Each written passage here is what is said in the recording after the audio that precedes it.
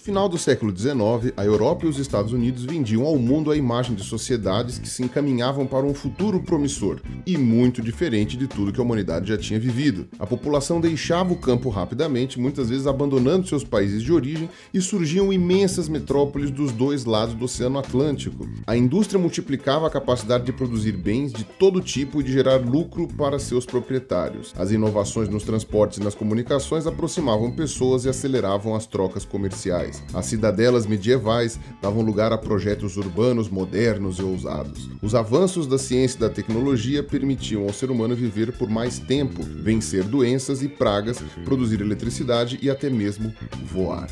Progresso foi a palavra usada naquela época para definir o sonho de que o ser humano continuaria avançando cada vez mais, tornando-se capaz de dominar a natureza e de moldar a realidade conforme sua vontade. Quer dizer, além de mercadorias industrializadas, a Europa e os Estados Unidos exportavam também modelos de civilização. Até mesmo impérios tradicionais como o japonês e o otomano acabaram se curvando e adotando a Europa Ocidental como modelo para chegar ao progresso. Mas só um país no mundo foi tão longe em sua empolgação pelo progresso que escreveu a palavra em sua bandeira nacional. E sim, é da gente mesmo que eu tô falando.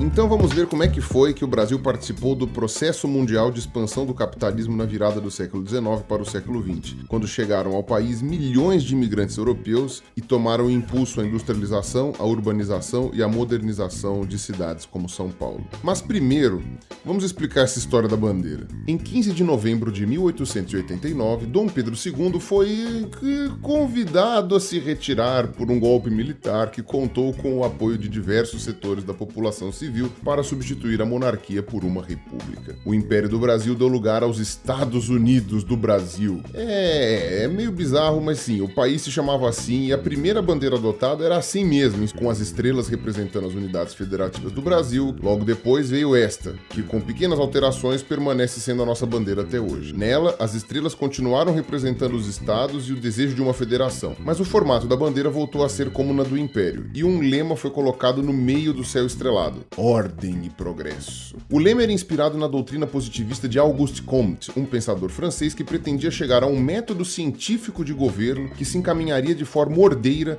para tudo que os avanços da ciência e da indústria traziam de bom. Quer dizer, o lema Ordem e Progresso remetia à ideia de que o Brasil devia se encaminhar para o modelo de civilização moderno da Europa, sem ter que passar pelas revoluções, conflitos e tragédias sociais de todo tipo que costumavam vir no pacote. Sim, porque a mesma época do progresso industrial e científico na Europa foi a época das grandes revoluções, das greves, das insurreições operárias, das explosões de criminalidade, da poluição nas grandes cidades e das guerras movidas em nome do nacionalismo. Essa doutrina era muito difundida entre os militares que derrubaram a monarquia, estabelecendo de início um regime mais centrado e autoritário, baseado na crença de que era o conhecimento das verdades científicas e não a vontade popular que deveria conduzir o país rumo ao progresso. Mas o que acabou por prevalecer na República Velha foram os interesses dos setores civis que apoiaram a queda da monarquia, em especial os cafeicultores paulistas. Negociando com as elites agrárias de outros estados, principalmente em Minas Gerais, eles se consolidaram como o grupo econômico mais influente do país. A época foi marcada pelo coronelismo, política dos governadores, política do café com leite, formas de governar que eram essencialmente tentativas de manter o povo afastado das decisões políticas por meio de acordos entre as elites rurais de cada estado. Quer dizer, passados os primeiros anos da República, a federação prometida nas estrelas da bandeira nacional se concretizou e a autonomia dos estados fortaleceu o poder das oligarquias rurais. O progresso prometido na bandeira também veio, mas se concentrou principalmente no sudeste do país, em especial nas cidades do Rio de Janeiro e de São Paulo, que passaram a ostentar edifícios grandiosos, sistemas de transporte e telecomunicações modernos e indústrias tocadas por trabalhadores brasileiros e estrangeiros. Mas, assim como vinha acontecendo na Europa, este progresso não veio sem desordem. Afinal, foi também na República Velha que aconteceram alguns dos conflitos mais violentos da história do Brasil. As revoltas da Armada, da Chibata e da Vacina no Rio de Janeiro, a Guerra de Canudos na Bahia, a Revolução Federalista no Rio Grande do Sul, a Guerra do Acre, a sedição de Juazeiro no Ceará, a Guerra do Contestado entre Santa Catarina e o Paraná, além de grandes greves operárias, do tenentismo, da coluna Preste, do cangaço. Estes conflitos foram muito diferentes entre si e opuseram o Estado brasileiro a rebeldes que incluíam camponeses, coronéis, marinheiros, moradores de cortiços, lavradores atingidos por obras ferroviárias, operários industriais, jovens militares e grupos de assaltantes que percorriam os sertões. Gente que se revoltou pelos mais variados motivos. Mas agora vamos esquecer um pouco a ordem e vamos falar do progresso ocorrido na República Velha. Quer dizer, os processos de urbanização, de industrialização e de incorporação massiva de imigrantes no mercado de trabalho. Quando a gente fala de urbanização no Brasil, a primeira coisa a lembrar é que a novidade não estava na existência das cidades. A novidade estava na aceleração do seu crescimento e nas profundas transformações urbanísticas, econômicas, sociais e culturais que elas sofreram. Na época da proclamação da República, o Rio de Janeiro não só era a capital do Brasil, como era também o maior núcleo urbano, com cerca de 520 mil habitantes em 1890. Durante a República Velha, a população da cidade mais que dobrou. Foi no Rio de Janeiro que se estabeleceram a primeira rodovia, as primeiras linhas de telégrafo e de telefone, as primeiras instalações elétricas ainda no período imperial. Nesse período, o Rio de Janeiro sofreu com diversas epidemias, passou por graves conflitos sociais e políticos e teve sua área central inteiramente reformada, não sem expulsar violentamente moradores de cortiços para dar lugar a uma cidade com ares europeus. E esses moradores foram para os morros e vocês já sabem o que aconteceu.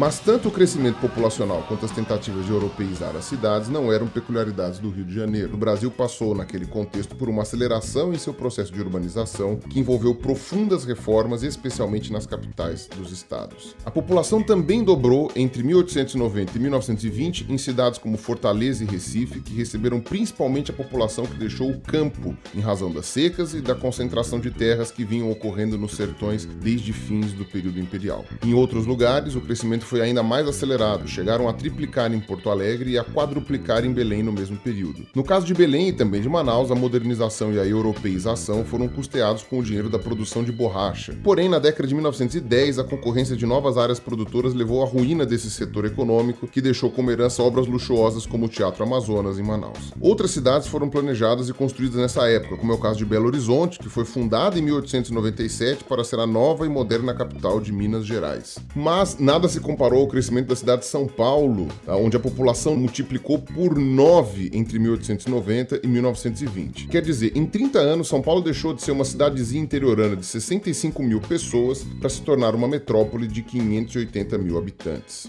A explicação para o crescimento ultra acelerado de São Paulo está no sucesso da cafeicultura, que havia se expandido primeiro pelo Vale do Paraíba, para depois tomar grande parte do oeste paulista. O aumento da demanda por café estava ligado à Revolução Industrial e ao crescimento das cidades na Europa e nos Estados Unidos. Isso porque a cafeína é um estimulante que permitia que os operários das fábricas e demais trabalhadores se mantivessem acordados e atentos durante suas intermináveis jornadas. No período imperial, o crescimento da lavoura cafeeira se deu com base na mão de obra escrava. Mas o crescimento da lavoura prosseguiu mesmo depois da abolição da escravatura em 1888, pois já haviam se consolidando políticas imigratórias que garantiram a constante entrada de trabalhadores estrangeiros no Brasil. A imigração foi também um processo fortemente concentrado no sul e sudeste do país, tendo São Paulo como principal destino dos estrangeiros. O período de imigração massiva de europeus ocorreu entre as décadas de 1870 e 1930, totalizando mais de 4 milhões de pessoas. A explicação para um movimento imigratório tão intenso por parte dos europeus incluem a miséria, o desenraizamento dos camponeses, que não eram absorvidos como mão de obra industrial, além da violência das guerras, da criminalidade e da repressão a movimentos revolucionários. Em parte, o que trouxe os imigrantes para o Brasil foram os efeitos colaterais do progresso na Europa, que não cabiam na imagem propagada pelo mundo todo de que na Europa havia se formado uma civilização superior. A Itália foi o principal país de origem dos imigrantes, não só no Brasil, mas no continente americano como um todo. As pessoas que vieram de lá incluíam tanto os que fugiam da miséria, quanto operários socialistas e anarquistas que sofriam com a repressão, além de refugiados da Guerra de Unificação da Itália e da Primeira Guerra Mundial. E, para além dos europeus, houve movimentos migratórios em grande escala de países da Ásia e do Oriente Médio, com destaque para os japoneses e para os sírio-libaneses. Do lado de cá, o que propiciou que uma boa parte dos imigrantes tivessem o Brasil como destino foram as políticas de incentivo à vinda de trabalhadores livres.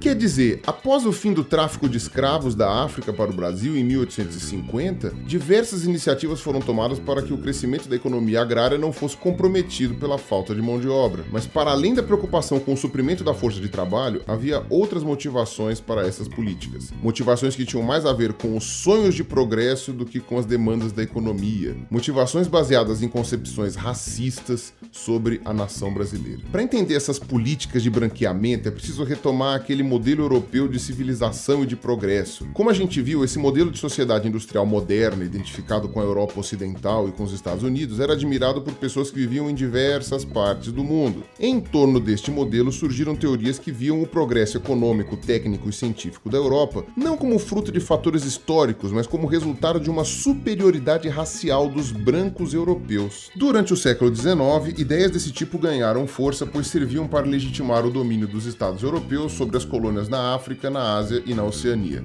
Mas as ideias de superioridade racial também vinham a calhar em outros cantos do mundo. Por exemplo, o Japão e a Turquia, que passaram por processos de modernização inspirados na Europa, desenvolveram teorias racistas peculiares com relação aos povos que procuraram dominar. No Brasil, o preconceito relacionado à cor de pele já existia muito tempo antes dessas teorias aparecerem, fruto de mais de 300 anos de regime escravista. Então, o que as teorias racistas do século XIX trouxeram de novo para o Brasil não foi nem o preconceito e nem a desigualdade que já existiam, mas explicações que na época eram aceitas como científicas para que o preconceito e a desigualdade continuassem existindo. Os imigrantes europeus eram incentivados a entrar no país, enquanto os povos não europeus eram muitas vezes barrados, como aconteceu no caso dos chineses. E isso para que o Brasil do futuro fosse mais branco que o Brasil do presente, numa concepção de nacionalidade que inferiorizava não só imigrantes de fora da Europa, mas também as pessoas que não eram brancas como um todo, mesmo aquelas que tinham nascido no Brasil. A ideia de branqueamento se ligava à crença de que o progresso científico permitia aperfeiçoar as supostas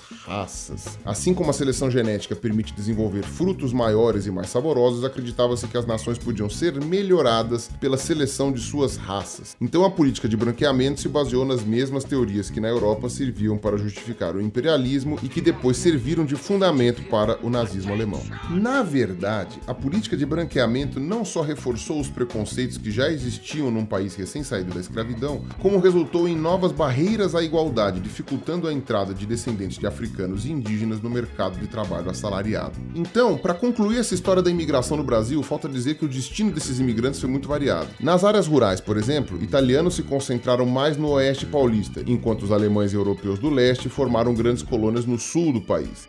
Já as grandes cidades, como São Paulo e Rio de Janeiro, tinham de tudo um pouco. Ingleses, que muitas vezes vinham como empregados de companhias ferroviárias, incluindo aqueles que fundaram os primeiros times de futebol. Espanhóis e italianos que frequentemente trabalhavam na indústria, incluindo aqueles que lideraram grandes greves por já terem experiência nos movimentos socialistas e anarquistas da Europa. Sírio-libaneses, que muitas vezes atuavam como comerciantes. Japoneses, que atuaram principalmente na agricultura. A indústria já tinha passado por alguns breves momentos de desenvolvimento no Império, com destaque para a siderurgia e para as ferrovias, mas seu crescimento ganhou um impulso muito maior após 1914, quando começou a Primeira Guerra Mundial. Isso aconteceu basicamente por duas razões. Primeiro, porque a Europa, que até então abastecia o mercado brasileiro com produtos industrializados, voltou sua economia para a guerra, tornando-se incapaz de suprir a demanda brasileira, obrigando o Brasil a substituir as importações por produtos nacionais. Com isso, os preços desses produtos aumentaram e passou a ser muito lucrativo ocupar o espaço deixado pelos europeus. Além disso, a guerra impulsionou ainda mais a produção agropecuária no Brasil. Afinal, milhões de soldados mobilizados significam milhões de bocas para alimentar. Com as vantagens trazidas pela conjuntura de guerra na Europa, a indústria ganhou dimensões até então inéditas na história do Brasil. De acordo com os censos feitos na época, entre 1912 e 1920, o número de trabalhadores empregados nas fábricas quase dobrou no país, passando de 144 mil para 275 mil operários. Dentre outras coisas, eram produzidos tecidos, roupas e alimentos industrializados. Em São Paulo, a própria identidade cultural se transformou radicalmente. A elite agrária de São Paulo, que passou a investir também na indústria e em outras atividades urbanas, elaborou então um discurso que colocava a cidade e o estado como a terra do progresso, da indústria e do trabalho. Diziam que São Paulo era a locomotiva da nação, na verdade dizem até hoje. E essa ideia servia para legitimar o predomínio paulista na política da República Velha e as pretensões de ampliar esse predomínio cada vez mais. O que essa ideia ideia encobria era o fato de que o impulso tomado pela locomotiva paulista não vinha de uma disposição natural ao trabalho por parte de seus habitantes. Seu impulso vinha de uma convergência de fatores que incluíam o sucesso da cafeicultura escravista no Império, a influência política dos barões de café desde então, os resultados satisfatórios das políticas imigratórias e assim por diante. Enfim, gente de toda parte que contribuiu, tanto quanto os descendentes de africanos, de portugueses e de indígenas que já viviam por aqui, para a construção física e simbólica da cidade e do país que passaram a habitar.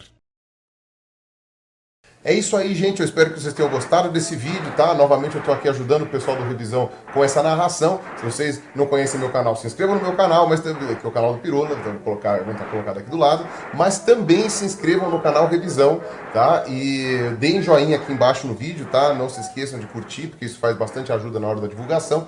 E também, se vocês puderem, gostarem muito desse trabalho, quiserem que o trabalho continue acontecendo, apoiem o canal Revisão no apoia.se/canal Revisão. Beleza? Então a gente se vê na próxima, na continuação dessa série. Um abraço e falou!